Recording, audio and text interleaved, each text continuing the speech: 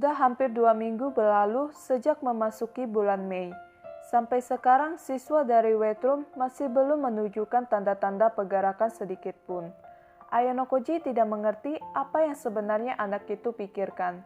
Tapi Ayanokoji tidak akan mengeluhkan hal itu, selama ia bisa menjalani kehidupan yang damai. Dan tentu saja masih ada beberapa siswa yang ingin mengeluarkan Ayanokoji karena adanya ujian spesial. Tapi Ayanokoji merasa untuk sementara waktu situasinya masih terbilang aman.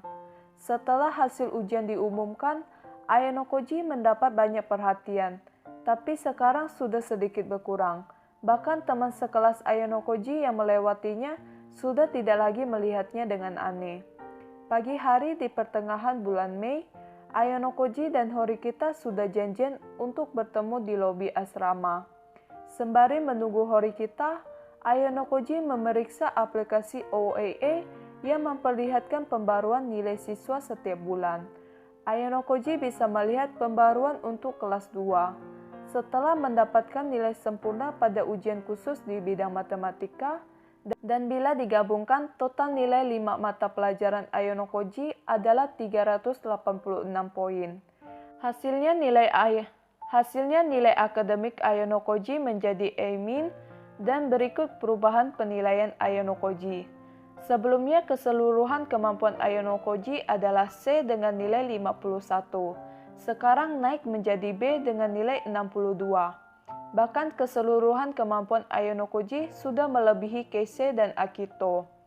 Jika pada kedepannya Ayanokoji berhasil meningkatkan kemampuan akademik dan kontribusi sosialnya, ada kemungkinan Ayanokoji bisa sebanding dengan Hoirata dan Kushida. Meskipun begitu, siswa kelas 2D yang paling meningkat secara drastis adalah Sudo. Sebelumnya, penilaian akademik Sudo diberi nilai A+, dan berubah menjadi C. Dan keseluruhan kemampuan Sudo dari C dengan nilai 47 menjadi B- dengan nilai 63.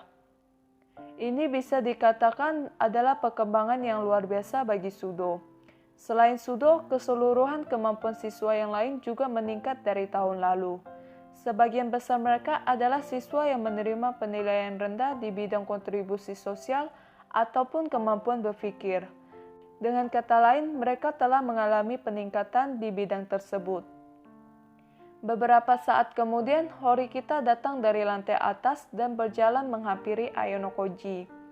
Ayanokoji berterima kasih kepada Horikita karena berkat Horikita, Ayanokoji tidak perlu menerima perhatian yang berlebihan dari teman sekelasnya dan juga kelas-kelas yang lainnya.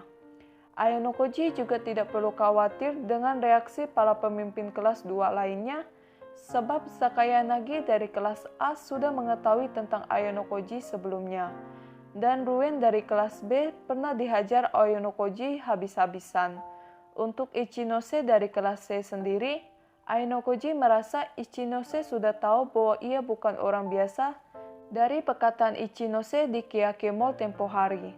Horikita berkata bila Ayanokoji tidak perlu berterima kasih padanya, karena jika Ayanokoji mengatakan bahwa ia menahan diri atas keinginannya sendiri, maka mereka akan membenci Ayanokoji, dan hal itu tidak baik untuk kelas mereka di masa depan. Horikita juga bertanya apa yang akan dilakukan Ayanokoji jika Horikita tidak ada di sana waktu itu. Ayanokoji berpikir mungkin hasilnya akan tetap sama, karena pada akhirnya Ayanokoji akan memberitahu mereka semua bila itu merupakan salah satu strategi dari Horikita. Kemudian Horikita melirik tangan kiri Ayanokoji dan bertanya apakah tangan Ayanokoji sudah sembuh. Ayanokoji berkata karena proses penyembuhannya agak lambat, ini akan memakan waktu yang cukup lama. Tapi Ayanokoji tidak begitu masalah dengan hal ini karena yang terluka adalah tangan kirinya. Namun akan menjadi masalah besar bila yang terluka adalah tangan kanannya. Horikita bertanya apakah Ayanokoji pernah melakukan kontak dengan Hosen setelah penyerangannya tempo hari. Ayanokoji menjawab ia hanya 1 kali berpapasan dengan Hosen dan Nanase. Meskipun mata mereka saling bertemu, tapi tidak ada satupun dari mereka yang mengatakan apapun. bahkan sekedar menyapa Ayanokoji pun tidak ada. Meskipun Hosen dan Nanase tidak meminta maaf kepada mereka, tapi Horikita bersyukur jika mereka berdua sudah menyadari apa yang mereka lakukan adalah sesuatu yang buruk. Tapi Ayanokoji tidak merasa jika mereka berdua menyesal atas apa yang telah mereka lakukan. Horikita bertanya apa benar jika ada yang berhasil mengeluarkan Ayanokoji akan mendapatkan 20 juta poin pribadi. Ayanokoji tidak tahu apakah hal itu benar atau tidak, karena saat ini Ayanokoji tidak punya bukti apapun. Ayanokoji berpikir kalau tanpa imbalan semacam itu, tidak akan ada yang mau melakukan hal itu. Siapa yang mau terluka dan menerima resiko dikeluarkan hanya untuk melakukan sesuatu yang tidak berguna. Dan palingan yang mau melakukannya adalah siswa dari Wetrum. Nanase juga sempat mengatakan fakta tentang adanya ujian khusus yang ditujukan kepada siswa kelas 1. Bedanya hanya beberapa siswa saja yang mengetahuinya. Karena jika hal tersebut tersebar, maka kemungkinan siswa kelas 2 dan kelas 3 akan menargetkan Ayanokoji. Dan mendengar ujian khusus yang tak masuk akal seperti itu, kelas mereka pasti akan melakukan segala upaya untuk menghadapinya. Sejauh ini mereka sudah tahu 3 orang yang mengetahui tentang ujian tersebut, yaitu Amasawa dari kelas 1A, Hosen dan Nanase dari kelas 1D. Dan berarti tersisa siswa kelas 1B dan siswa kelas 1C yang perlu mereka waspadai. Tapi Horikita ragu jika sekolah benar-benar menyetujui ujian khusus yang tidak masuk akal ini. Ayanokoji berkata ujian khusus ini bukanlah sebuah ujian resmi dari sekolah, karena Ayanokoji sudah mengonfirmasinya pada Capesira Sensei, dan sepertinya Capesira Sensei tidak mengetahui adanya ujian semacam itu. Ayanokoji berpendapat bahwa pasti ada seseorang yang menawarkan 20 juta poin untuk mengeluarkannya. Ayanokoji menyimpulkan tidak mungkin siswa kelas 1 memiliki modal dan kepercayaan diri untuk membuat ujian seperti itu, terutama mereka baru saja masuk sekolah, jadi kemungkinannya cukup rendah. Dengan kata lain, seseorang itu ada di angkatan yang sama atau di atas mereka. Horikita berpikir siapa orang yang bisa menyiapkan poin sebanyak itu dan bisa dipercayai oleh siswa kelas 1. Setelah berpikir berbagai kemungkinan yang ada, seseorang terlintas di benak Horikita. Dia adalah ketua OSIS Nagumo. Tapi Horikita ragu jika ketua OSIS Nagumo terlibat di dalamnya. Tapi Ayanokoji tidak tahu. Ayanokoji juga mengungkapkan fakta jika Nagumo tidak menyukainya. Meski begitu, Ayanokoji ragu bila Nagumo mau mengeluarkan 20 juta poin hanya untuk mengeluarkannya. Dan anehnya, Nagumo menggunakan siswa kelas 1 yang belum diketahui kemampuannya. Akan lebih masuk akal jika Nagumo menggunakan siswa kelas 3 yang berada di bawah kendalinya. Tapi tidak menutup kemungkinan Nagumo terlibat di dalamnya dengan menyandang gelar ketua OSIS. Pasti siswa kelas 1 tidak akan meragukan Nagumo sedikit pun. Horikita berkata, mungkin Ayanokoji sudah membuat Nagumo cemburu karena Nagumo sangat mengagumi Manabu. Tapi Manabu hanya tertarik pada Ayanokoji. Sesuai dengan yang sudah mereka sepakati, sepulang sekolah nanti, Horikita akan menemui Nagumo dan mengajukan permintaan bergabung dengan OSIS. Tapi Horikita tidak bertanggung jawab jika Nagumo tidak mengizinkannya untuk bergabung. Ayanokoji mengingatkan Horikita jika Nagumo pernah berkata bahwa ia tidak akan menolak siapapun yang mau bergabung dengan OSIS. Apalagi Horikita adalah adik perempuan dari Horikita Manabu, sosok yang selama ini dikagumi Nagumo. Pastinya Nagumo tidak akan mengabaikan keberadaan Horikita. Di sini Horikita menanyakan alasan Ayanokoji yang ingin dirinya masuk ke OSIS. Horikita tahu Ayanokoji memiliki alasan yang lain selain memata-matai Nagumo. Karena jika hanya untuk memata-matai Nagumo, maka Ayanokoji tidak perlu menyuruhnya untuk masuk OSIS. Ayanokoji memberitahu Horikita jika pemikiran Manabu sangat berbeda dengan Nagumo. Pastinya Horikita sudah sedikit menyadarinya. Tapi Ayonokoji tidak bisa menilai pemikiran siapa yang salah dan siapa yang benar. Oleh karena itu, Ayonokoji ingin melihat reformasi yang dilakukan Nagumo. Baru Ayonokoji bisa menentukan langkah apa yang perlu mereka ambil. Jika Nagumo mengambil langkah yang salah, maka mereka harus menghentikannya. Dan orang yang cocok untuk hal itu adalah Horikita, bukan dirinya. Horikita berkata, meski ada beberapa hal yang membuatnya tidak mengerti, tapi Horikita akan melakukannya. Dan Horikita akan membantu Ayonokoji untuk mendapatkan informasi atau petunjuk mengenai hadiah 20 juta poin itu. Di sini Horikita meminta Ayonokoji untuk ikut bersamanya menemui Nagumo sepulang sekolah. Horikita ingin membuktikan kepada Ayonokoji bahwa ia benar-benar menemui Nagumo, dan juga menunjukkan bahwa ia tidak akan berbohong jika seandainya Nagumo menolaknya bergabung dengan OSIS. Dan Ayonokoji sepakat untuk ikut bersama Horikita sepulang sekolah nanti. Sepulang sekolah, Horikita dan Ayonokoji berjalan menuju ruangan OSIS. Horikita mengatakan jika beberapa waktu sebelumnya, Horikita sempat meminta tolong Chapashira Sensei untuk mengatur pertemuannya dengan Nagumo. Karena jika berkunjung secara tiba-tiba, tidak ada jaminan Nagumo berada di ruang OSIS dan baru hari ini terlaksanakan. Tapi Horikita berpikir bahwa ada baiknya juga. Karena saat ini Horikita lebih termotivasi untuk bergabung dengan OSIS. Ayonokoji menanyakan apakah itu tentang imbalan 20 juta poin. Horikita pun membenarkannya. Horikita berkata OSIS seharusnya menjadi pihak netral di sekolah ini. Dan bila terlibat dalam ujian khusus untuk mengeluarkan Ayonokoji, itu berarti mereka tidak adil pada kelas 2D. Dan Horikita tidak bisa menerima begitu saja. Ayonokoji mengatakan pada Horikita untuk tidak terlalu bersemangat, karena belum ada bukti Nagumo terlibat di dalamnya. Bahkan jika Nagumo memang terlibat, Nagumo bukanlah lawan yang bisa Horikita hadapi seorang diri. Tentu saja Horikita tidak akan melakukan apapun sampai ia merasa yakin bila itu perbuatan Nagumo. Tidak terasa mereka sudah tiba di ruang OSIS. Lalu mereka membuka pintu, terlihat Nagumo sedang duduk di kursi ketua OSIS dengan merentangkan kakinya, seolah-olah merasa seperti raja. Dan di sampingnya ada wakil ketua OSIS, Kiriyama. Kiriyama lalu mempersilahkan Horikita dan Ayonokoji untuk duduk. Nagumo menanyakan maksud kedatangan mereka berdua.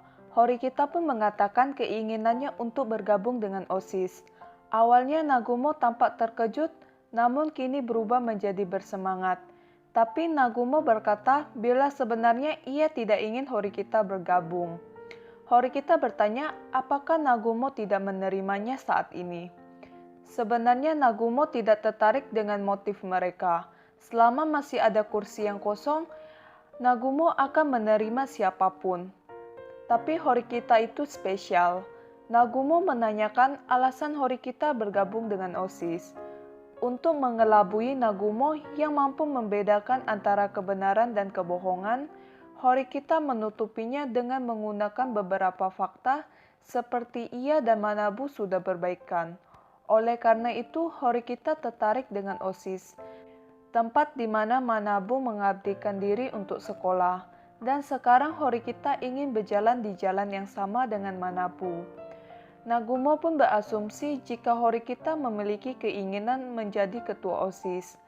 Meski begitu, Nagumo berkata bahwa Ichinose telah bekerja keras sebagai anggota OSIS selama setahun ini, dan Horikita sudah tertinggal 1 tahun dari Ichinose untuk bersaing menjadi ketua OSIS.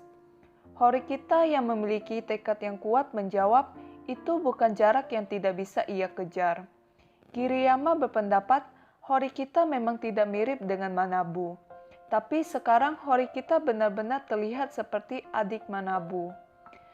Di sini Nagumo merasa tidak nyaman memanggil Horikita dengan nama belakangnya, Horikita. Jadi mulai sekarang Nagumo akan memanggil Horikita dengan nama depannya, yaitu Susune. Horikita tidak keberatan dengan hal itu. Nagumo yang sudah sedikit memahami pemikiran Horikita pun mengizinkannya untuk bergabung dengan OSIS. Keduanya pun saling berjabat tangan. Nagumo mengatakan sebagai ucapan selamat telah bergabung dengan OSIS, Nagumo akan memberitahu sesuatu yang menarik pada Horikita, bahwa semua orang yang pernah menjabat sebagai ketua OSIS di masa lalu selalu lulus sebagai siswa kelas A. Dan Nagumo juga mengingatkan Horikita untuk meraih tujuan yang lebih tinggi. Tentu saja Horikita akan berjuang sekuat tenaga, karena Horikita tidak berencana untuk lulus di kelas lain selain kelas A. Di sini Kiriyama memperkenalkan dirinya. Setelah berjabat tangan dengan Kiriyama, Horikita secara resmi menjadi anggota OSIS. Ayono Koji yang merasa tidak ada tempat baginya untuk masuk ke dalam pembicaraan. Terlebih lagi, Ayono Koji tidak mendapatkan informasi atau reaksi aneh dari Nagumo terkait hadiah 20 juta poin. Jadi Ayono Koji memutuskan untuk meninggalkan ruang OSIS. Tapi Nagumo menghentikan Ayono Koji dan bertanya, apa Ayono Koji juga mau bergabung dengan OSIS? Ayono Koji langsung menolak tawaran Nagumo bahwa menjadi bagian OSIS tidak cocok dengannya. Dan Nagumo sudah memperkirakan Ayono Koji akan berkata seperti itu. Kiriyama yang mendengar usulan Nagumo pun terkejut dan bertanya apa yang sebenarnya direncanakan Nagumo dengan mengajak Ayono Koji bergabung dalam OSIS. Nagumo berkata ia tidak akan melakukan hal-hal yang aneh. Nagumo hanya sedikit tertarik dengan Ayono Koji karena Manabu sangat terobsesi dengan Ayono Koji dibanding Nagumo. Ditambah lagi, Ayono Koji mendapatkan nilai sempurna, dan di angkatannya tidak ada yang dapat nilai sempurna, walaupun itu Sakayanagi. Nagumo kembali mengarahkan pandangannya ke arah Ayono Koji dan berkata bahwa pekerjaan OSIS-nya sudah tidak sebanyak sebelumnya, dan ketika musim panas nanti, Nagumo akan menghabiskan waktunya dengan juniornya. Di sini yang dimaksud junior oleh Nagumo adalah Ayono Koji. Dan Nagumo meminta Ayono Koji untuk menantikannya saat waktunya tiba. Ayono Koji merasa itu bukanlah tanda deklarasi perang, melainkan seperti perintah dari yang kuat ke lemah. Ayono Koji berkata bila itu adalah Sakayanagi, Ichinose, atau Ruen, mungkin mereka akan menangis dalam kegembiraan. Mendengar perkataan Ayono Koji, Nagumo langsung mengabaikannya dan beralih ke Kiriyama. Nagumo heran mengapa Kiriyama datang hari ini. Karena biasanya ketika ada siswa kelas 1 dan kelas 2 yang ingin bergabung dengan OSIS, Kiriyama tidak pernah hadir dalam pertemuan tersebut. Kiriyama terlihat sedikit terganggu dengan ucapan Nagumo. Namun Kiriyama berusaha untuk tetap tenang dan memberi alasan bahwa ia tertarik dengan Horikita karena Horikita merupakan adik dari Manabu. Kiriyama juga bertanya apakah Nagumo keberatan dengan hal tersebut. Kemudian Nagumo hanya tertawa. Tampaknya Nagumo terlihat puas setelah melihat reaksi Kiriyama. Nagumo juga meminta Horikita untuk tetap tinggal, karena Nagumo akan memperkenalkan Horikita pada anggota OSIS yang lain. Dan tak ada alasan bagi Ayono Koji untuk tetap tinggal, setelah menolak tawaran Nagumo. Ayono Koji pun memutuskan untuk pergi dari ruang OSIS. Setelah meninggalkan ruang OSIS, Ayono Koji merasa pertarungan antara Kiriyama dan Nagumo sudah berakhir. Mungkin Kiriyama terlihat sudah menyerah. Namun ketika mendengar adik Manabu akan bergabung dengan OSIS, ada kemungkinan Kiriyama cepat atau lambat akan mengambil tindakan. Ayono Koji pun memutuskan untuk pulang ke asrama dan berencana menghabiskan waktunya hari ini dengan bersantai. Saat ingin mengecek waktu yang tertera pada layar ponselnya, Ayono Koji mendapati satu pesan dari Kei yang dikirim 30 menit yang lalu. Sepertinya Ayono Koji terlalu fokus memperhatikan pembicaraan di ruang OSIS sehingga tidak menyadari pesan dari Kei. Ayono Koji memutuskan untuk membalas pesan Kei. Ayono Koji berpikir mungkin Kei masih menunggu balasannya karena Kei belum menarik kembali pesannya. Lagi pula, Ayanokoji tidak ada keperluan lain setelah ini. Dalam waktu 1 detik, pesan Ayanokoji sudah terbaca. Ayanokoji berpikir apakah Kei kebetulan sedang memainkan ponselnya atau memang sudah menunggu balasannya dari tadi. Dalam pesan itu, Kei ingin berkunjung ke kamar Ayanokoji dan bertanya apakah ia bisa datang sekarang. Ayanokoji mengatakan pada Kei untuk datang 20 menit kemudian, karena saat ini ia masih dalam perjalanan kembali ke asrama. Ayanokoji tiba di asrama dalam waktu 10 menit. Di sini Ayanokoji membiarkan pintu kamarnya tidak terkunci dan membersihkan kamarnya sebentar. Tidak lama kemudian, Ayanokoji mendengar ketukan pintu sebanyak 3 kali. Itu adalah kode. Meski mereka berpacaran, tapi mereka belum mengumumkannya ke publik. Jadi tempat untuk menghabiskan waktu bersama tanpa diketahui orang lain yang bisa mereka kunjungi cukup terbatas. Bahkan di asrama tidak bisa dibilang aman. Jika ada yang melihat mereka berduaan, itu akan berakibat fatal. Oleh karena itu, Ayanokoji dan Kei menyepakati beberapa kode untuk pertemuan rahasia mereka. Jika pada biasanya Kei menggunakan bel, tapi dalam keadaan terdesak, Ayanokoji meminta Kei untuk mengetuk pintu sebanyak 3 kali. Terkadang Ayanokoji tidak bisa membuka dan menutup pintu dengan santai, karena ada banyak siswa yang lewat di asrama. Jadi Kei bisa langsung masuk ke kamarnya tanpa sinyal dari Ayanokoji. Kei buru-buru masuk ke kamar Ayanokoji dan menutup pintu kamarnya. Ayanokoji berkata pada Kei bahwa mereka tidak bisa menyembunyikan hubungan mereka selamanya. Kei yang mendengar itu pun tahu. Ayanokoji kemudian mengambil sepatu milik Kei dan menaruhnya pada rak tempat penyimpanan sepatu. Untuk berjaga-jaga, Ayanokoji mengunci pintu dan memasang rantai berbentuk huruf U. Dengan begini, jika ada yang datang, Ayanokoji bisa memintanya pergi tanpa membiarkan mereka masuk ke dalam. Awalnya Ayanokoji tidak berencana untuk melakukan ini. Tapi Ayanokoji berubah pikiran sejak kejadian kunjungan Amazawa kemarin. Meskipun terlihat tidak wajar, ini lebih baik daripada membiarkan orang lain masuk dan melihat Ayanokoji berduaan dengan Kei di dalam kamar. Dan jika terjadi situasi mendesak, Ayanokoji akan meminta mereka menunggu sebentar di luar dan membawa mereka pergi menjauh. Setelah itu, Kei bisa pergi diam-diam dari kamar Ayanokoji.